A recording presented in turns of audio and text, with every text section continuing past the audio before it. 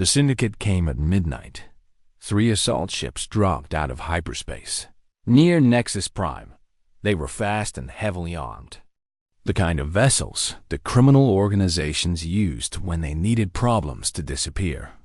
Each ship carried a team of professional killers drawn from a dozen species, united by greed and bound by the Syndicate's iron discipline. Their mission was simple: kill everyone on the station, destroy all evidence, leave no witnesses. Alarms screamed through the corridors of Nexus Prime as the station's defense grid came online. Automated turrets fired at the approaching ships, but the attackers were prepared. They moved in patterns designed to confuse targeting systems, absorbing damage while getting closer and closer. Facilitator Thenis coordinated the defense from the command center. Her pale blue face was tight with stress. How did they get here so fast? We only captured Solvis hours ago. A Selvari technician checked the sensors. They must have been waiting nearby, prepared in case something went wrong. Prepared to murder an entire diplomatic station? The scandal alone would destroy them. Not if there is no one left to report what happened. The first boarding pods hit the station's hull. Explosions echoed through the corridors as airlocks were breached. The Syndicate mercenaries poured through the gaps, weapons blazing.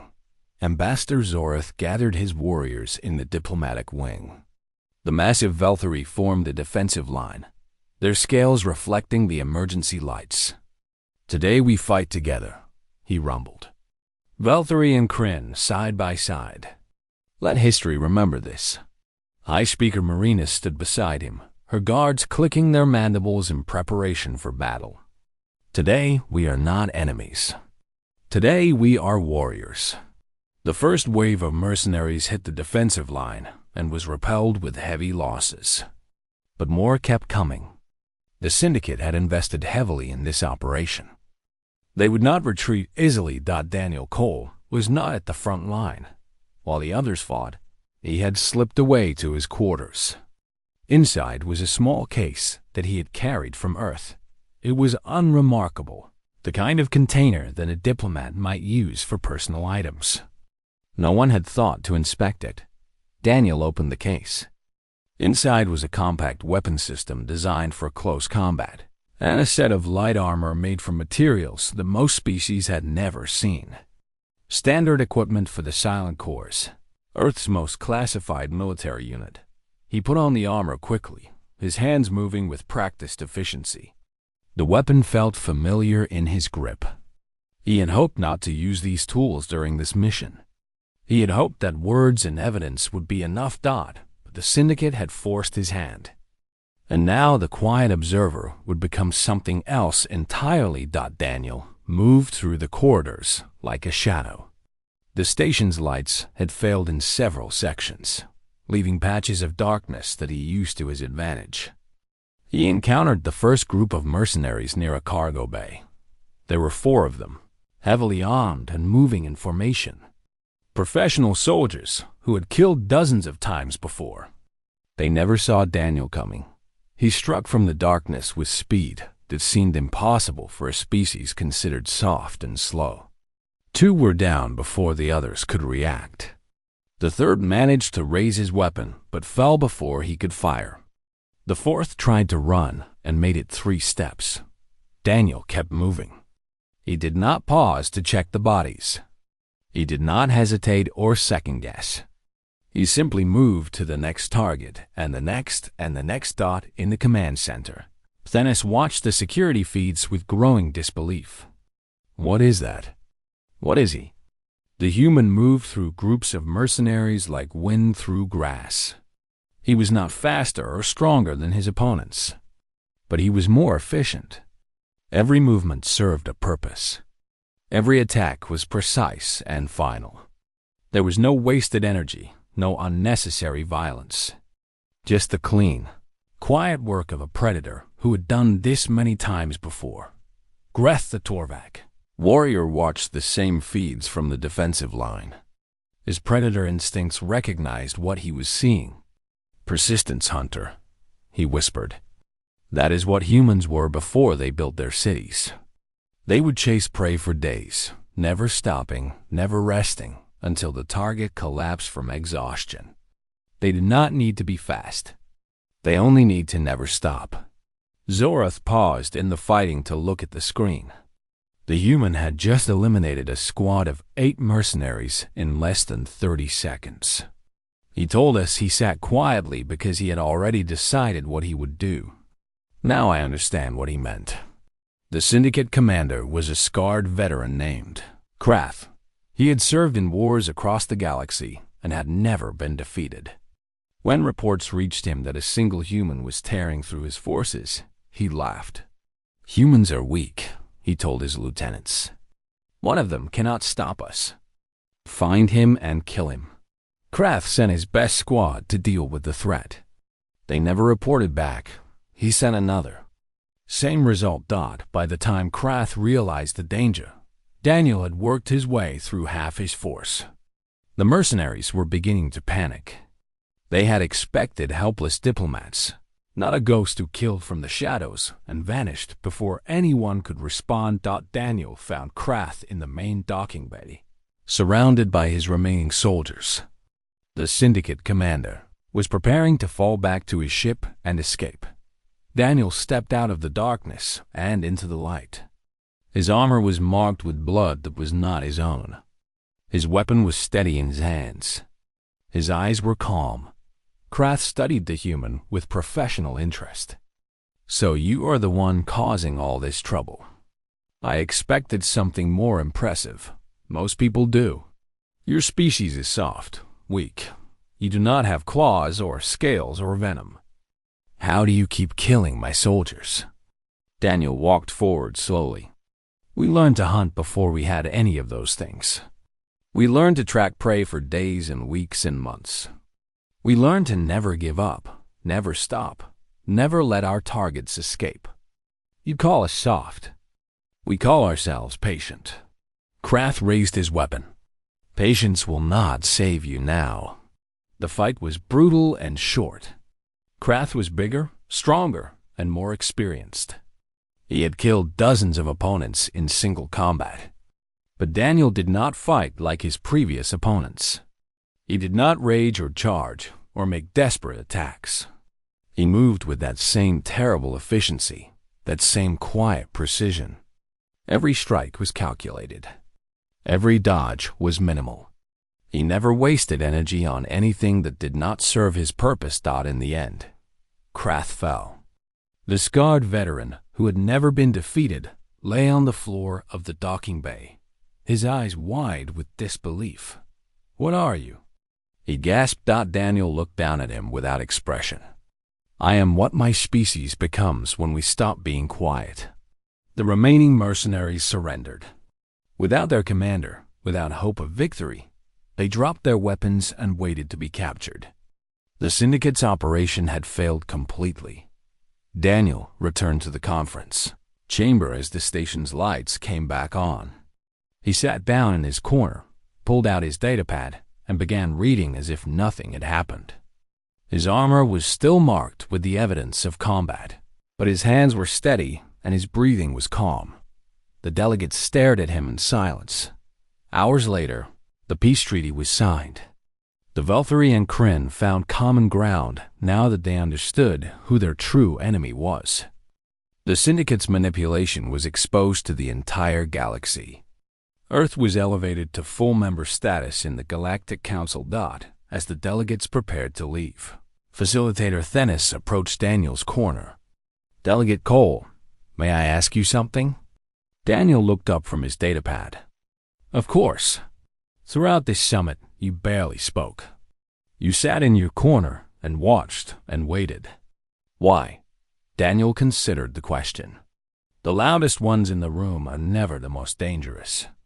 They spend all their energy telling you what they are. The dangerous ones watch and learn and wait for the right moment." He smiled slightly. Humans learned that lesson a long time ago. Ambassador Zorath approached next. The massive Velthari warrior extended his hand in the human gesture of respect. Daniel stood and accepted the handshake. Your people are terrifying, Zorath said. Only when we need to be. I will remember that. That is probably wise. Daniel gathered his belongings and walked toward his shuttle.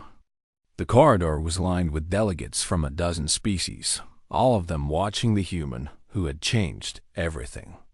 Some looked at him with fear, others with respect, a few with something approaching awe. Greth the Torvak warrior stopped Daniel near the airlock. I asked you once why you showed no fear.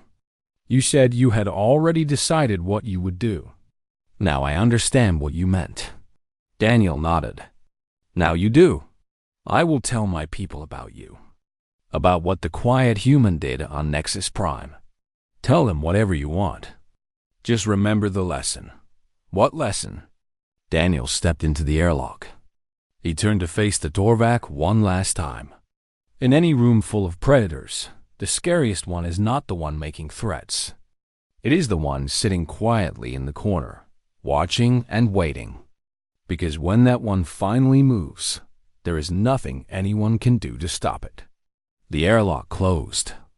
The shuttle departed. And across the galaxy, the story began to spread. The human in the corner had been the most dangerous thing in the room. And no one had noticed until it was too late. The diplomatic station called Nexus Prime floated in the darkness between 3 star systems. It was neutral ground, a place where enemies could meet without firing weapons. Today, it held representatives from 12 different species, and all of them had come because war was coming. Daniel Cole sat in the corner of the great conference chamber. He was a human man in his mid-30s, with brown hair and calm eyes. He wore a simple gray uniform with no medals or decorations. In his hands he held a datapad, and his eyes moved slowly across the screen as he read. He did not look up when the doors opened. He did not react when the shouting began. The Volthari delegation entered first. They were massive creatures, reptilian, and covered in dark green scales. Their leader was Ambassador Zorath, a warrior who stood nearly 3 meters tall. His yellow eyes scanned the room like a predator searching for prey. Behind him walked 6 guards, each one carrying weapons that could cut through metal like paper. The Kryn Collective came next. They were insectoid beings with hard shells and multiple limbs. High Speaker Marinus led them, her compound eyes reflecting the light in strange patterns. She moved with the careful precision of someone who considered every step a calculation. Her voice clicked and buzzed when she spoke, translated by a small device on her collar. Facilitator Thenis stood at the head of the long table. She was silvery, tall and thin with pale blue skin that seemed to glow faintly. Her species had organized this summit because they believed in peace. Looking at the hatred in the room, Daniel wondered if they were foolish to believe. "We are gathered here to prevent a war," Thenis said. Her voice was soft but carried through the chamber. The dispute between the Volthari Empire and the Kryn Collective threatened stability in this entire sector. Millions of lives depend on what we decide in this room. Zorath slammed his fist on the table. The sound echoed like thunder. There is nothing to decide. The Kryn have violated our borders 17 times in the last cycle. They have attacked our mining ships. They have killed our people. We demand justice. Marinus made a sound like breaking glass. It was laughter. Justice? The Volthari speak of justice while they occupy 3 systems that belong to us by ancient right.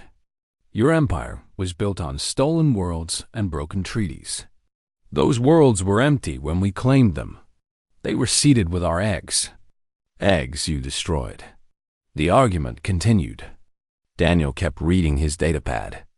Around him, representatives from other species whispered to each other. A Fanari merchant made notes on a small device. A Torvak warrior cleaned his claws with a knife. None of them expected peace. They had come to watch 2 powers tear each other apart. A Volthari guard walked past Daniel's corner. He was young and eager to prove himself. He stopped and looked down at the human with amusement. "Look at this," the guard said to his companion. They sent a human. One small, soft human to represent Earth at a summit between empires. His companion laughed. He looks like prey waiting to be eaten. Does he even understand what is happening? Daniel did not look up. He turned a page on his datapad and continued reading. The guards laughed again and walked away. Across the room, an older Selvariade leaned close to Thenis. Why did we invite the humans? Earth is a minor power. They have no stake in this conflict. Thenis glanced at Daniel. Something in her ancient memory stirred, but she could not place it. Protocol requires representation from all council members, even minor ones. He has not said a single word since he arrived. Perhaps he has nothing to say. The first session lasted 4 hours. In that time, Zora threatened war 11 times. Marinus accused the Velthari of crimes against her species. Smaller delegates tried to offer compromise positions and were shouted down by both sides. Thenis called for calm again and again, but her words fell on deaf ears. Daniel sat in his corner through all of it. He did not speak. He did not react. When Zorath roared loud enough to shake the walls, Daniel simply turned another page. When Marinus made a gesture that was considered deeply offensive among the Velthari, Daniel's expression did not change. The other delegates began to notice him in the way one notices furniture. He was simply there, part of the room, but not part of the conversation. A few wondered why Earth had bothered to send anyone at all. Most forgot about him entirely. When Thenis finally called for a recess, the delegates filed out in angry clusters. The Velthari went one direction. The Kryn went another. Neither group wanted to share a corridor with the other. Daniel remained in his seat. He finished the document he was reading, then began another. A service robot brought water to the delegates who remained. It stopped near Daniel and waited. "Thank you," Daniel said quietly. His voice was calm and even. He took the water and drank slowly. The robot moved on. It was the first time Daniel had spoken all day. In the corridor outside, the young Velthari guard told his friends about the human in the corner. "He just sits there," the guard said, "like a stone. I do not think he even understands what is happening.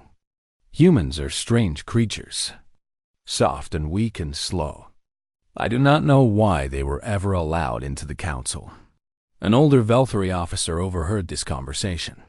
He was a veteran of many campaigns, and his scales were marked with scars. He said nothing, but something in his expression made the young guard nervous. "Sir, is something wrong?" The old officer looked toward the conference chamber. "I fought in the border wars 30 cycles ago. We encountered a human ship once. Just one small vessel against 3 of our cruisers. What happened?" The old officer was quiet for a long moment. "We won, eventually, but that one ship fought for 6 hours. It would not stop. It would not surrender. Even when it was burning, even when half the crew was dead, it kept fighting. And when we finally boarded it, the survivors did not beg for mercy. They just looked at us with those strange, calm eyes." The young guard felt a chill run down his spine. "What are you saying, sir?" "I am saying that humans are not like us. They do not roar or make threats. They do not show their anger. They just watch and wait and remember." The old officer walked away.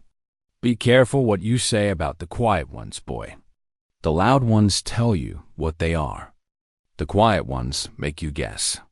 Back in the conference chamber, Daniel finished his water and returned to his datapad. He was reading intelligence reports that had been collected over many years. Reports about the Velthari and the Kryn. Reports about their conflict and who might benefit from it. Reports that told a very different story than the one being shouted in this room. As the station's lights dimmed to indicate evening, a young Selvari aide entered the chamber to prepare for the next session. She saw Daniel still sitting in his corner and approached him carefully. "Delegate Cole?" The recess will last until morning. You may return to your quarters." Daniel looked up at her. His eyes were calm, but something in them made her step back without knowing why. "Thank you. I will stay a while longer." The aide nodded and hurried away. Outside, she found Dennis reviewing notes for the next day. "Facilitator, may I ask a question?" "Of course. Why do we keep the old records about species classifications? The ones from first contact?" Dennis looked at her with curiosity. "They help us understand each other." "Why do you ask?" "I was wondering what the old records say about humans." Dennis was quiet for a moment. Then she accessed her personal database and found the file. She read it once, then read it again. Her pale blue face grew slightly darker. "Facilitator? What does it say?" Dennis closed the file. "It says we should never ignore what the quiet ones are thinking." In the conference chamber, Daniel Cole continued to read. The station hummed around him with the sound of engines and life support. Tomorrow the shouting would begin again. Tomorrow the threats would continue. But tonight, in the silence, the human in the corner was learning everything he needed to know. The conference chamber had become a prison cell. Solvus sat in the center of the room, surrounded by guards from 3 different species. His wrists were bound with energy cuffs that glowed faintly blue. His fur was matted with sweat. His eyes darted from face to face, searching for mercy and finding none. Ambassador Zorath paced around the prisoner like a predator circling wounded prey. His claws clicked against the metal floor with each step. "Give him to us. The Valkyrie know how to make people talk." Eye Speaker Marina stood on the opposite side, her compound eyes fixed on Solvus with cold fury. "He conspired to murder me. My people have first claim to his. Confession. Your people will kill him before he says anything useful. And your people will torture him for pleasure and call it interrogation." Facilitator Thenis raised her hands for calm. "Neither approach will help us. We need information, not revenge. Information can be extracted through pain, or it can be invented to stop the pain. Tortured prisoners say whatever they think will end their suffering. The truth becomes impossible to find." The argument continued. Everyone had an opinion. Everyone had a method. The room filled with voices competing to be heard, each one louder than the last. Daniel Cole stood near the wall, watching. He had returned to his quiet observation, but something had changed. The other delegates no longer ignored him. They glanced at him when they thought he was not looking. They moved slightly away when he came near. The human in the corner had revealed himself as something unexpected, and they were still trying to understand what. Thenis finally called for silence. She turned to Daniel with an expression that mixed respect with uncertainty. "Delegate Cole, you uncovered this conspiracy. Do you have suggestions for how we should proceed?" Daniel considered the question. "Let me speak with him, alone." Zorath laughed. It was a harsh sound, like rocks grinding together. "You? What will you do, human? Read him documents until he confesses?" "Something like that." Marinus made a clicking sound of doubt. "With respect, Delegate Cole, you have proven yourself clever.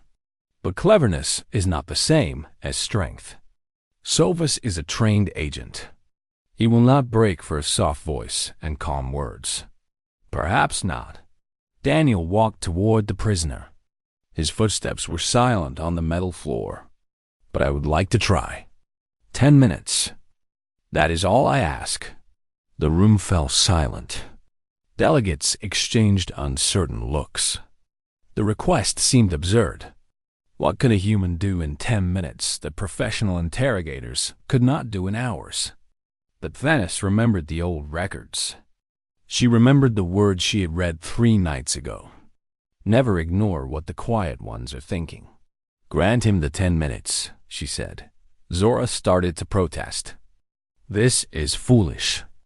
The syndicate grows stronger every moment we waste. 10 minutes, Ambassador. Then you may have your turn. The guards cleared the room. One by one, the delegates filed out until only Daniel and Solvis remained. The door sealed behind them with a heavy click. Solvis looked up at the human with contempt. You think you can break me? I have been trained to resist interrogation by species far more terrifying than yours. Daniel did not respond. He walked to a chair and sat down across from the prisoner. He folded his hands in his lap and simply looked at Solvis. His expression was calm. His eyes were patient. Seconds passed. Then minutes. Neither spoke. Solvis began to fidget. The silence was worse than threats. At least with threats, he knew what to expect. This human just sat there, watching him like a scientist observing an experiment. Finally, Daniel spoke. His voice was soft, almost gentle. Do you know what the Syndicate does to people who get caught? Solvis said nothing. I do. I have read the reports. Case files from dozens of systems. Agents who were captured and gave up information. Daniel paused.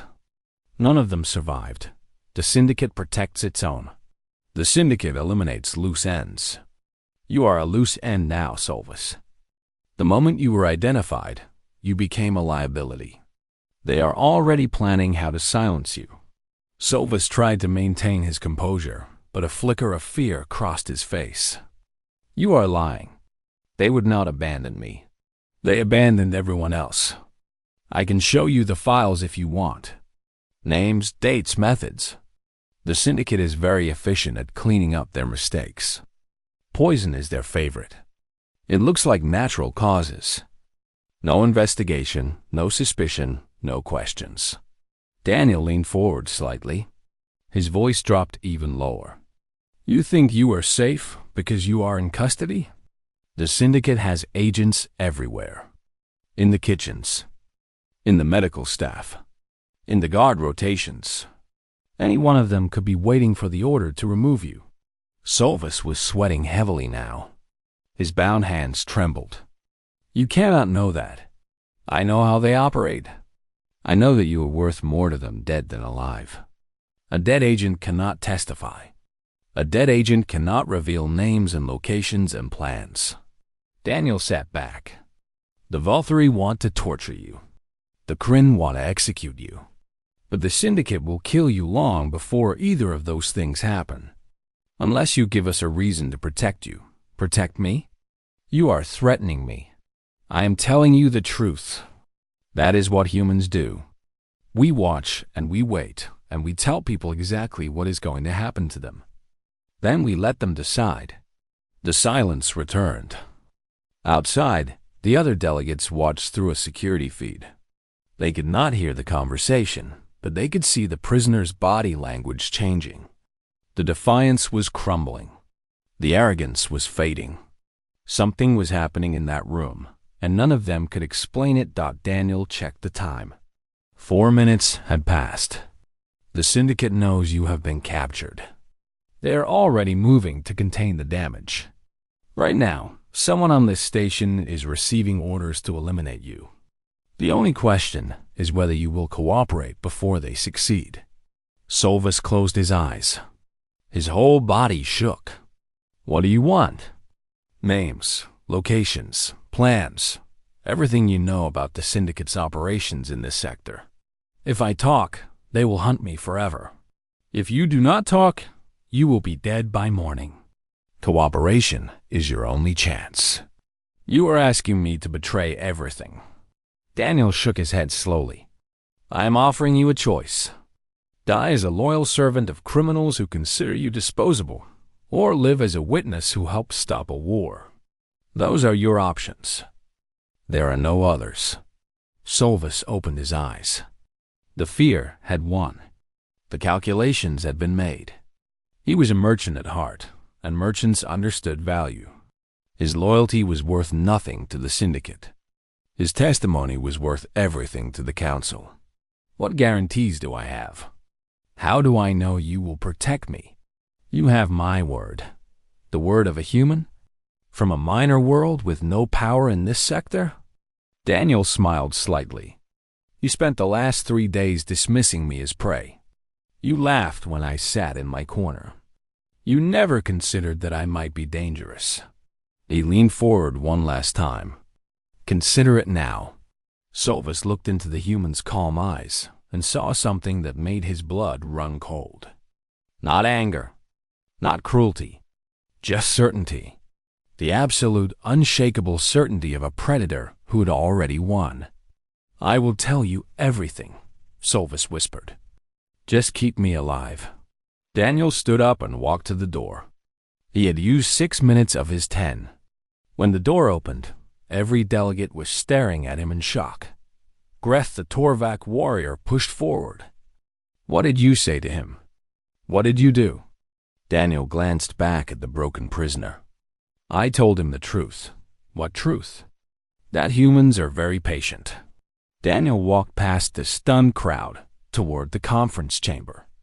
But the things we protect ourselves against are not. Behind him, Solvus began to talk. He gave names and locations and dates. He described operations and agents and plans. The information poured out of him like water from a broken dam. And in the corridor, the delegates of a dozen species watched the human walk away and finally began to understand what the old records had meant. The quiet ones are the ones you should fear. Because when they finally move, there is nothing left to do but watch. The third day brought blood. Someone had tried to kill High Speaker Marinus during the night. The assassin had used a molecular blade, a weapon designed to cut through even the hardest Kryn shell. Marinus survived only because her second-in-command, a veteran named Chelrix, had thrown himself between her and the blade. Chelrix was dead. The assassin had escaped. The Kryn delegation gathered around their fallen leader with grief that went beyond words. Among insectoid species, the bond between a high speaker and her second was sacred. Chelrix had served Marinus for 30 cycles. He had been more than an advisor. He had been family. When the conference reconvened, Marinus did not speak. She did not need to. Her silence was louder than any accusation. Her compound eyes fixed on Zorath with a hatred that could burn through steel. Zorath seemed uncomfortable under that gaze. We did not do this, he said. His voice was quieter than before. I swear on the honor of my bloodline, no Valkyrie or this attack. Marinus finally spoke. Her voice was hollow. Your honor means nothing to me. I understand your pain, but this was not our doing. Then who? Who else would benefit from my death? Zorath had no answer. Neither did anyone else.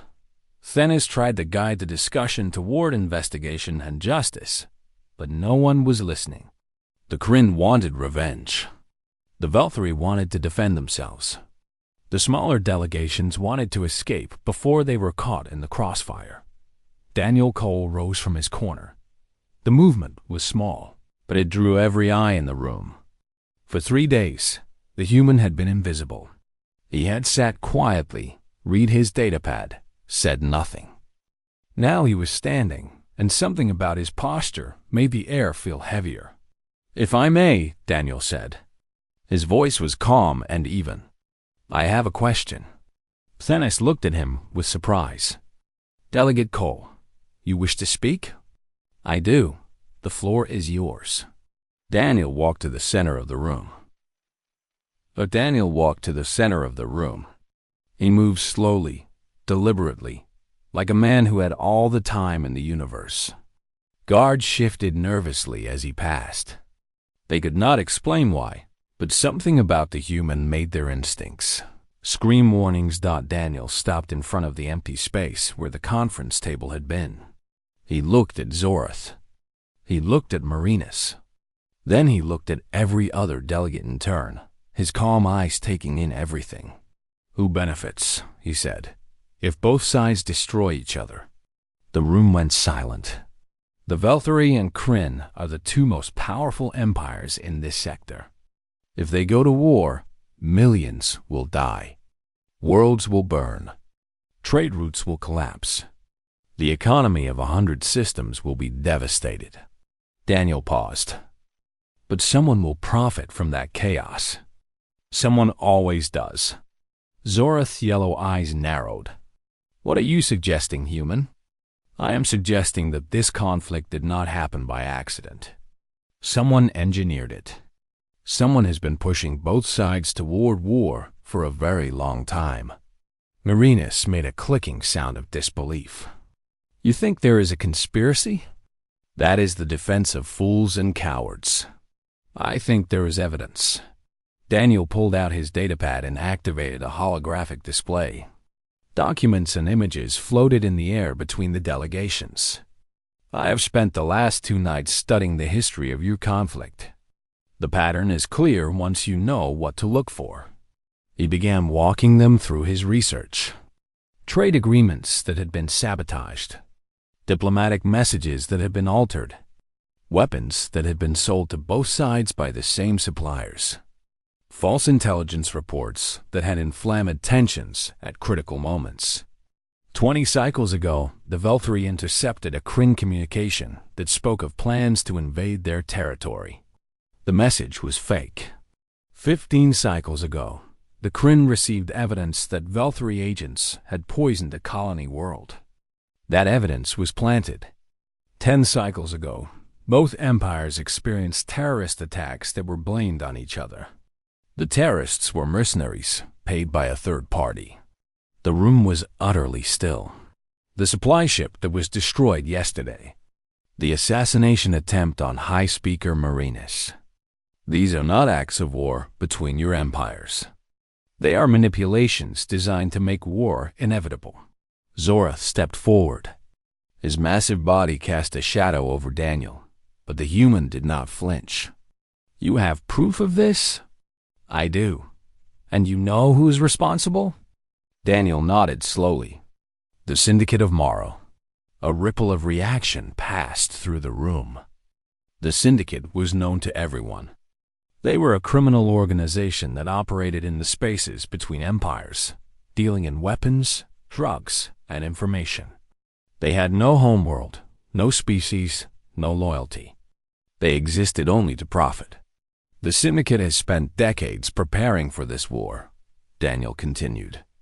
They have positioned themselves to sell weapons to both sides.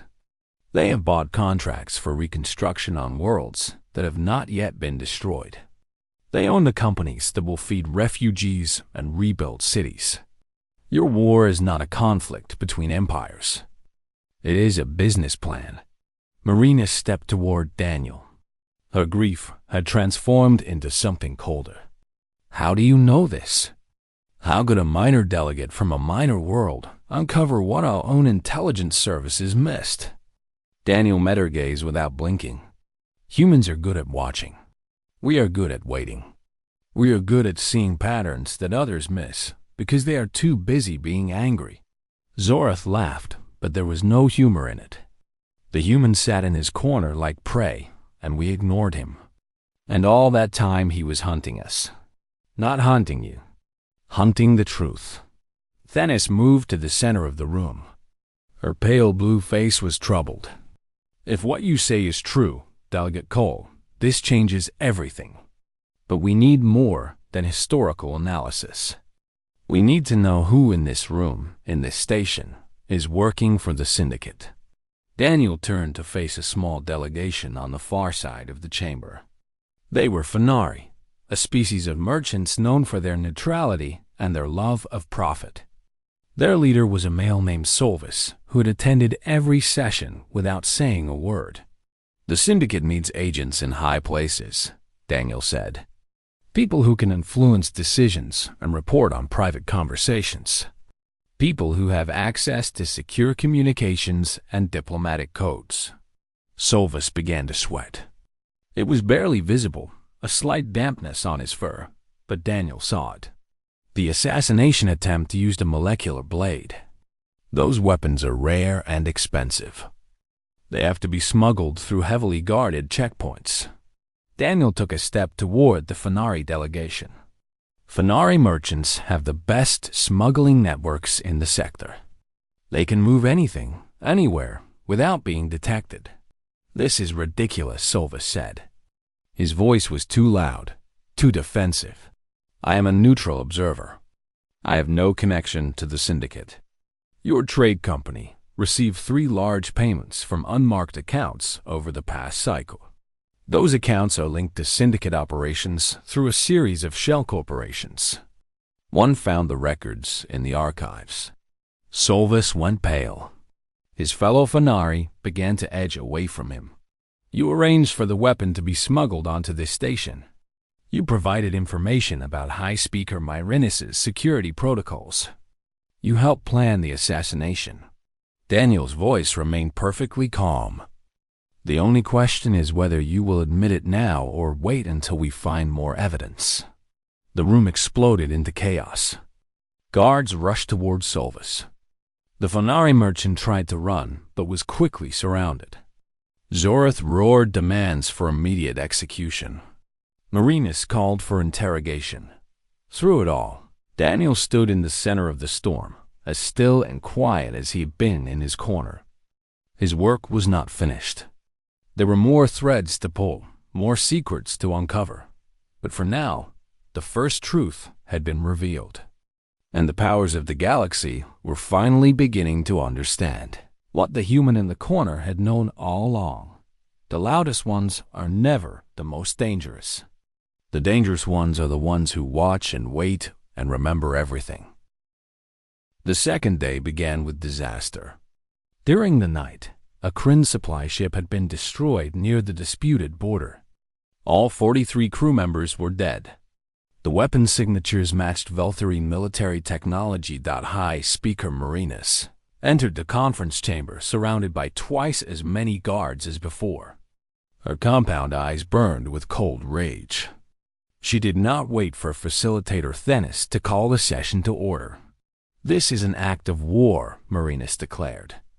Her translator struggled to keep up with the speed of her clicking speech. 43 of my people are dead. Mothers, fathers, children. All murdered while this summit promised peace.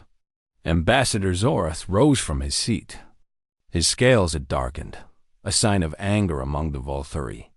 We did not attack your ship. This is a lie designed to justify aggression against us. The weapon signatures do not lie. Weapon signatures can be faked. Everyone knows this. You expect us to believe such a convenient excuse? I expect nothing from insects. The insult landed like a physical blow. Myrinis made a high-pitched sound that needed no translation. Her guards raised their weapons. The Velthari guards responded in kind. For a moment, the conference chamber stood on the edge of becoming a battlefield. Dennis stepped between the two delegations. Her voice carried the weight of centuries. Please, violence here will only make things worse. Let us investigate the attack properly before we assign blame. There is nothing to investigate, Myrinis said. The Velthari have shown their true nature. They talk of peace while they murder our people. We have shown nothing but patience, Zorath growled. Patience that is now ending. Around the room, the smaller delegations began to panic. The Fanari merchant was already gathering his belongings. A Salvari aide was speaking rapidly into a communication device, requesting emergency transport. Everyone could feel it. The summit was failing. War was coming. In his corner. Daniel Cole sat perfectly still. He had not moved when the accusations began. He had not reacted when weapons were raised. His datapad rested on his knee, screen dark, forgotten. His calm eyes watched everything. His face showed nothing. A Torvak warrior named Greth had been watching the human since the previous day. The Torvak were predators, evolved from hunters who had once dominated their homeworld. They could sense fear the way other species could sense heat or light. It was in their blood. Greth approached Daniel's corner. He moved quietly, as predators do. When he reached the human, he leaned down and spoke in a low voice. You are strange, human. Daniel looked up at him. How so? Everyone in this room is afraid. I can smell it on them. The Selvari fear that their summit will fail. The Fenari fear for their trade routes. Even the Velthari and Kryn fear each other, though they hide it behind anger. Greth studied Daniel's face. But you smell like nothing. No fear, no anger, no excitement. It is like you are not really here. Daniel considered this for a moment. Maybe I have already decided what I will do. What does that mean? Fear comes from uncertainty, from not knowing what will happen or how you will respond. When you have already made your choices, there is nothing left to fear. Greth felt something cold move through his chest. It was not fear exactly, but something close to it. Something his predator instincts recognized as dangerous. What choices have you made, human? Daniel smiled slightly. It did not reach his eyes. I suppose we will find out. Greth backed away. He did not know why, but he no longer wanted to be near the human in the corner. He returned to his delegation and did not look in that direction again. The morning session collapsed into chaos. Zorath overturned the conference table with a single heave of his massive arms. The heavy metal surface crashed to the floor, scattering datapads and documents. He stood in the center of the room, claws extended, and challenged Marinus to single combat. Enough words, Zorath roared. Let us settle this the old way. You and me. Here and now. The winner takes all. Marinus did not back down. You think I fear you, lizard? My kind were building civilizations, while yours were still eating rocks. Then prove it. Fight me. Thenis tried to intervene, but no one was listening anymore. The delegates from minor species began evacuating. Guards formed protective circles around their leaders. The chamber that had been built for peace was now preparing for bloodshed. Through it all, Daniel remained in his corner. Several delegates noticed this. The Fenari merchant, halfway to the door, stopped and stared at the human. How could anyone be so calm? Did he not understand the danger? Or was he simply too stupid to recognize it? The Selvari aide who had spoken to Daniel the night before watched him from across the room. She remembered the look in his eyes. She remembered how she had stepped back without knowing why. Now she began to understand. The human was not frozen in fear. He was not ignorant of the danger. He was waiting, watching, collecting information like a machine recording data. And somewhere behind those calm eyes, he was making calculations that none of them could see. Thenis finally managed to restore a fragile order. She called for a temporary halt to the proceedings while the supply ship attack was investigated. Neither delegation was happy, but both agreed to wait until evidence could be examined. As the delegates dispersed, Daniel approached Thenis. It was the first time he had left his corner since the summit began. Facilitator, I would like access to the station's historical archives. Thenis looked at him with surprise. The archives? Why? I want to understand the context of this conflict. Its history. Its origins. Delegate Cole, I appreciate your interest, but I hardly think historical research will help at this point. We are on the brink of war. History often explains the present better than the present explains itself. Thenis studied the human's face. There was something there she could not read. Something patient and deep. Very well. I will grant you access, but I doubt you will find anything useful. Thank you, Facilitator. Daniel walked away. His footsteps made no sound on the metal floor. He moved through the corridors like a shadow, drawing no attention, leaving no impression. The guards and delegates he passed barely noticed him.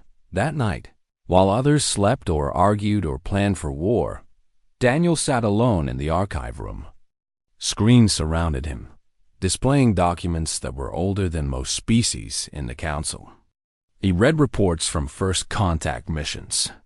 He studied trade agreements and territorial disputes. He traced the flow of money and weapons through systems that most people had forgotten. And slowly, carefully, He began to see a pattern. The conflict between the Velthari and Kryn was old, but the hatred was new. 20 cycles ago, they had been rivals. 10 cycles ago, they had become enemies. Now, they were ready to destroy each other. Something had changed. Something had pushed them from competition to war. Daniel found a report buried in the oldest files.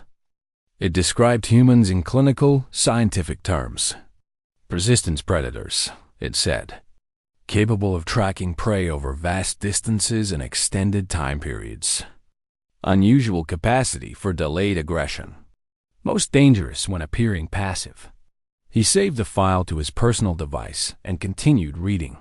Outside, the station hummed with tension. Guards patrolled every corridor. Delegations whispered behind closed doors. War was coming, and everyone was choosing sides. In the archive room, the human in the corner had found a thread. Now he just needed to pull it and see what unraveled.